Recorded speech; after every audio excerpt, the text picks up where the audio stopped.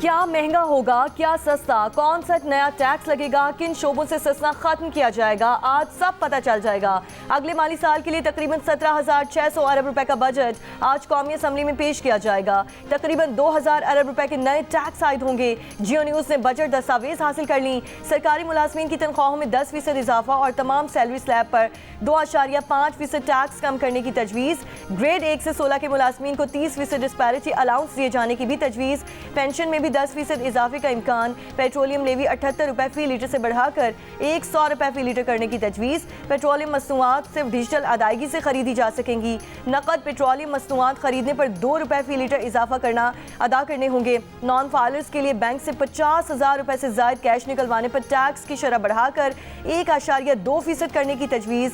YouTubers, freelancers, non filers पर नए tax इक़दाम मुतवक्के। कर्जों पर सूद की अदायगी के लिए 8,207 अरब रुपए मुख्तस। दिफा के लिए 2,550 अरब रुपए मुख्तस करने की तजवीज़।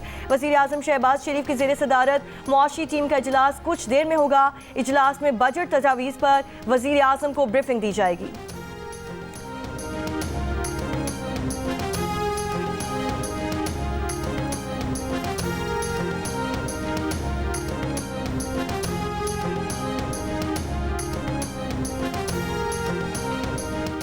आइंदा माली साल का वफाकी बजट वज़ीर ख़जाना मोहम्मद औरंगज़ेब पेश करेंगे। स्पीकर एयाज सादिक की ज़ेर सदारत कौमी असम्बली का बजट इजलास आज शाम 5 बजे होगा।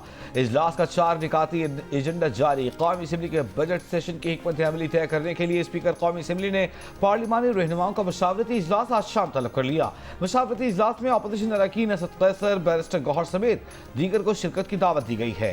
नून लीग, पीपल्स पार्टी, JUIFA समेत दीगर पार्टी रहनुमाओं को भी दावत दी गई है। बजट की मंजूरी के लिए वफाकी काबीना का इजलास दोपहर 3 बजे तलब।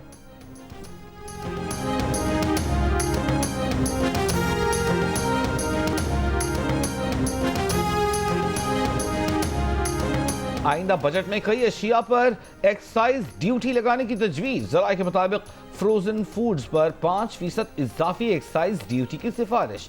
चिप्स और कोल्ड ड्रिंक्स पर 5% एक्साइज ड्यूटी की तजवीज़। नूडल्स, आइसक्रीम्स और बिस्किट्स पर भी 5% एक्साइज ड्यूटी की तजवीज़। फ्रोजन गोश्त और तैयार शुदा खुराक पर 5% एक्साइज ड्यूटी की तजवीज़। बजट में कई अशिया, प्रोसेस्ड अशिया पर एक्साइज ड्यूटी लगाने की तजवीज़। ई कॉमर्स पर भी 18% सेल्स टैक्स लगाने की तजवीज़। हुकूमत ने IMF को पुरानी गाड़ियों की दरामद पर टैक्सेस कम करने की तजवीज़ दे दी। गाड़ियों पर एडिशनल कस्टम्स ड्यूटी मरहलावार ख़त्म करने की तजवीज़। गाड़ियों पर रेगुलेटरी ड्यूटीज़ में भी कमी की सिफारिश।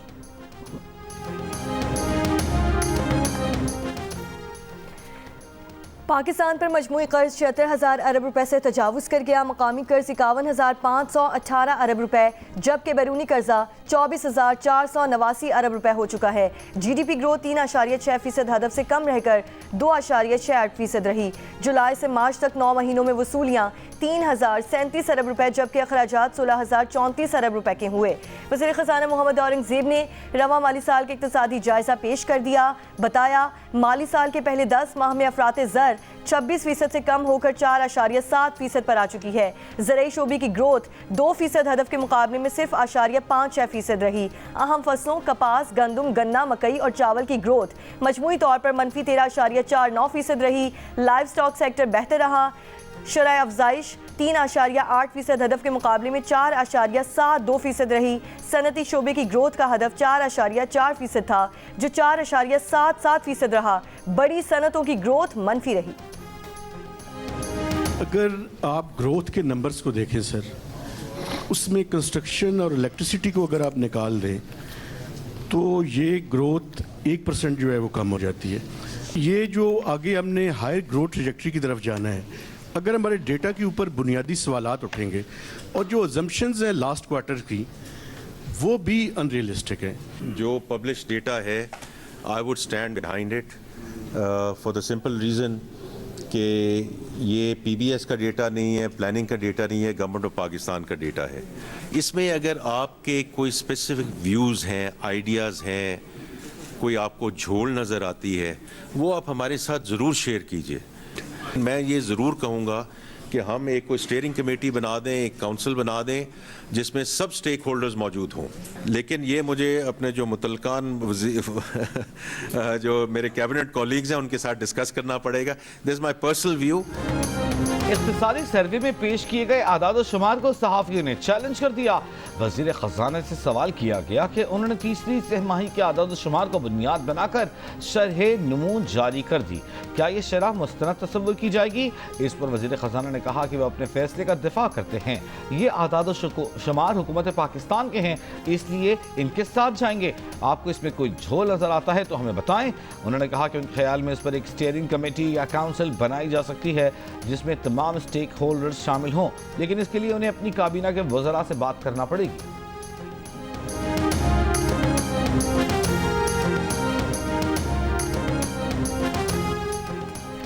ऑपोजिशन लीडर उमर अयूब ने कहा है कि गुज़श्ता साल रेवेन्यू 12,970 अरब रुपए था, इस साल 14,000 से ज़ायद तक ले आए। इस वक्त जो ग्रोथ रेट दिखाई है वो एक गुब्बारा है। ज़राअत में सारी फसलों की ग्रोथ मनफी रही है। मार्च 2022 में जो 50,000 कमा रहा था उसकी अब वैल्यू 20,833 के बराबर है। मुल्क में गुर्बत 44.7% तक पहुँच चुकी है। 11.4 करोड़ आबादी सतह गुर्बत के नीचे चली गई है। इस साल रेवेन्यू शॉर्टफॉल 1,000 अरब से ज़ायद होगा। पेट्रोल पर लेवी 80 रुपये है जो इस पर 100 रुपए तक ले जाएंगे। दुनिया में पेट्रोल की कीमत कम हुई है और पाकिस्तान में बढ़ रही है। 7,000 मेगावाट बिजली वाफर है, लोग खरीदने के लिए तैयार नहीं। इस्लामाबाद में प्रेस कॉन्फ्रेंस करते हुए सेक्रेटरी इत्तलात PTI शेख वकास अकरम ने कहा, हमारी 6.5% ग्रोथ को हकारत की नज़र से देखा करते थे, इनकी तीसरे साल तक मजमूई ग्रोथ 1.5% है। ये ग्रोथ भी फॉर्म 47 की तरह की दिखाई दे रही है। मुशीर खजाना KP मुजम्मिल असलम ने कहा कि 2.7% GDP ग्रोथ भी शर्मिंदगी वाला नंबर है। ज़्यादा टैक्सेस की वजह से आवाम की कुव्वत खरीद कम हो गई।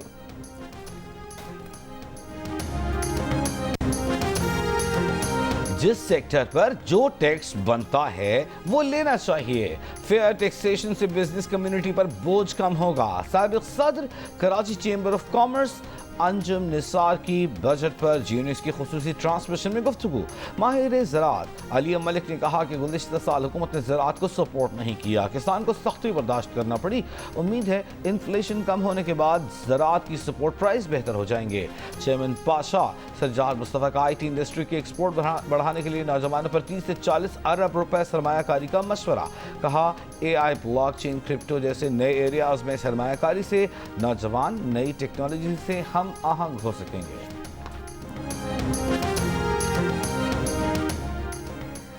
पाकिस्तान के आला सिफारती वफ्द की बरतानवी पार्लियामेंट में बरतानवी अरकान पार्लियामेंट को ब्रीफिंग। बिलावल भुट्टो ने कहा कि अगर बरतानिया चाहता है कि खित्ते में तिजारत के मौक़ों का फ़ायदा उठाए तो उसके लिए अमन ज़रूरी है। भारत अपने अवाम समेत खित्ते को तकसीम करना चाहता है मगर अमन का पैगाम जीत जाएगा, मोदी के जंग और नफरत का पैगाम हार जाएगा। हिना रबानी खर ने कहा कि बरतानवी अरकान पार्लियामेंट का रिस्पॉन्स बहुत मुस्बत रहा है। पाकिस्तानी वफ्द की बरतानवी पार्लियामानी honour secretary of state Hamish Falconer से मुलाकात। हिमेश फॉल्कनर की तमाम तनाज़ात के पुरअमन हल और कशीदगी के खात्मे के लिए बरतानिया के ताउन की यकीन दहानी। उन्होंने कहा कि बरतानवी हुकूमत जनूबी एशिया में अमन और इस्तेहकाम के फ़रोग़ में अपना अपना किरदार अदा करती रहेगी।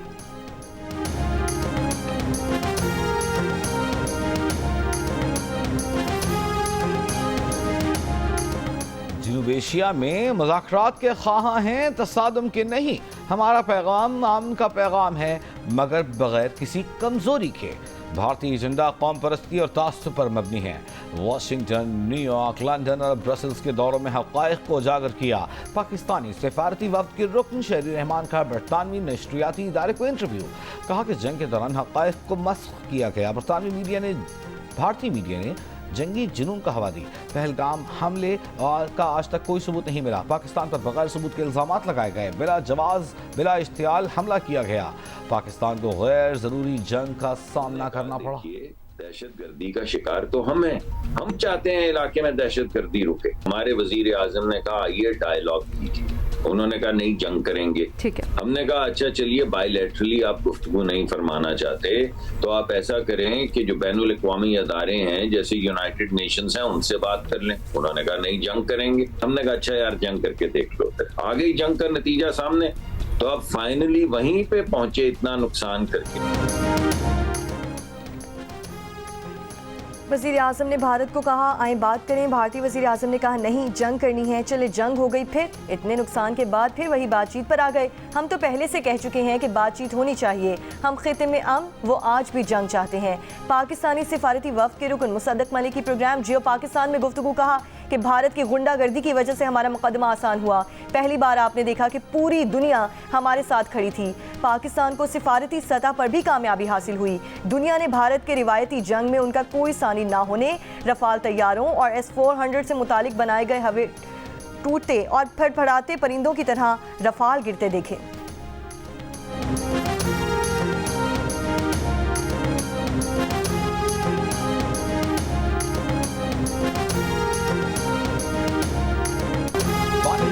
से मुतालिक सवाल का जवाब देते हुए chairman People's Party Bilawal Bhutto Zardari ने कहा कि पाकिस्तान में कानून की अमलदारी है। अगर अदालतें समझती हैं कि बानी PTI को जमानत पर रिहाई मिलनी चाहिए तो वो इसे सपोर्ट करेंगे।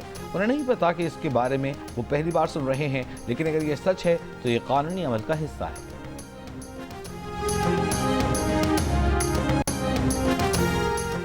मुल्क के बेशतर इलाकों में शदीद गर्मी की लहर बरकरार। इस्लामाबाद और पेशावर में 44, लाहौर में 45, कोयटा में 36 और कराची में 34 डिग्री सेंटीग्रेड रहने की पेशगोई।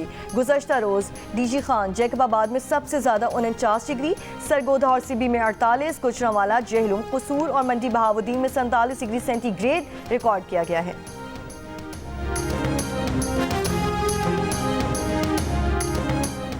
आलमी इदारों का TB और HIV की अद्वियात के लिए भारत पर इन्हिसार कम करने का मुतालबा। आलमी इदारे सेहत और UNAIDS ने HIV और TB की अद्वियात मुकामी तौर पर तैयार करने की अपील कर दी। भारत से अद्वियात की सप्लाई बंद होने से पाकिस्तान को HIV और TB की दवाएं खुद बनाना होंगी। आलमी इदारे सेहत और UNAIDS की मुकामी फार्मास्यूटिकल कंपनियों को WHO से मंजूर शुदा अद्वियात बनाने की तरगीब। हुकाम के मुताबिक WHO ड्रैप को आलमी मायार की रेगुलेटरी सतह पर लाने में मदद देगा।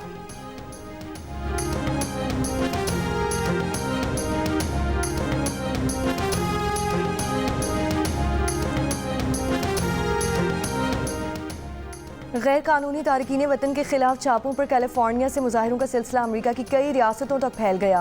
ट्रंप की इमिग्रेशन पॉलिसीज के खिलाफ न्यूयॉर्क, एटलांटा, केंटकी और डेलिस में भी एहतजाज। सदर ट्रंप का 700 मैरीन्स और 2000 मजीद नेशनल गार्ड तैनात करने का ऐलान। अमेरिकी नशरियाती इदारे के अमले को पुलिस ने लॉस एंजल्स में एहतजाज के मकाम से बाहर निकाल दिया।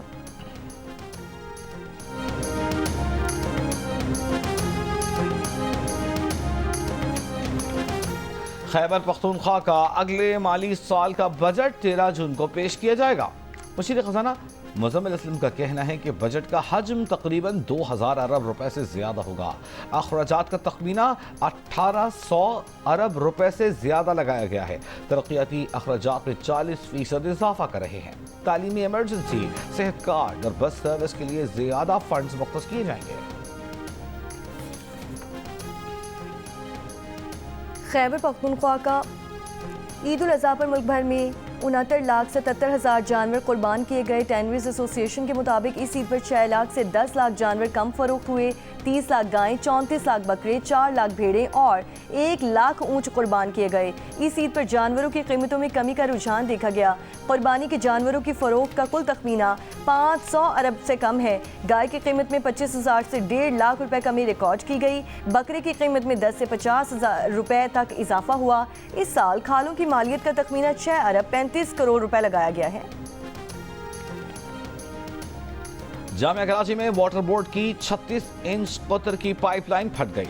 84 इंच की पाइपलाइन में सुराख हो गया। हुक्काम जामिया कराची के मुताबिक जामिया कराची कब्रिस्तान जाने वाला रास्ता मुकम्मल ज़ेर-ए-आब। चंद हफ्ते कबल भी वाटर बोर्ड की 84 इंच पाइपलाइन फटने से कराची के बेशतर इलाके 15 दिन तक पानी से महरूम रहे थे।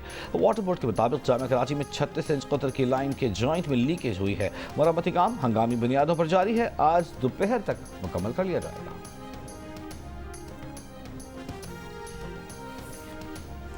खातून अव्वल आसिफा भुट्टो जरदारी की टिकटॉकर सना यूसुफ के कत्ल की मजम्मत। ख़वातीन के खिलाफ तशद्दुद पर मबनी बढ़ते रवैयों पर इजहार तशवीश। कहा सना यूसुफ का कत्ल सिर्फ अपने हुकूक का इजहार करने पर होने वाले तशद्दुद की एक दर्दनाक मिसाल है।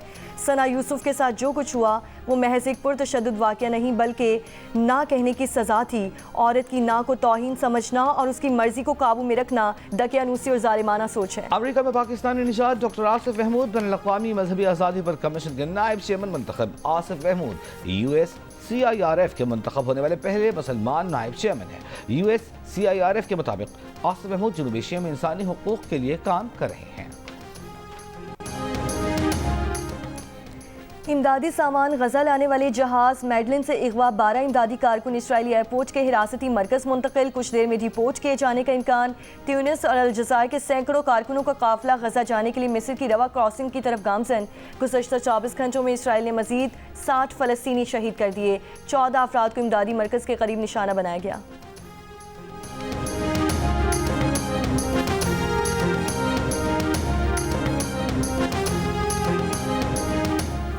अमरीका और ईरान के दरमियान जौहरी मुज़ाकरात का छठा दौर इतवार को मस्कत में होगा।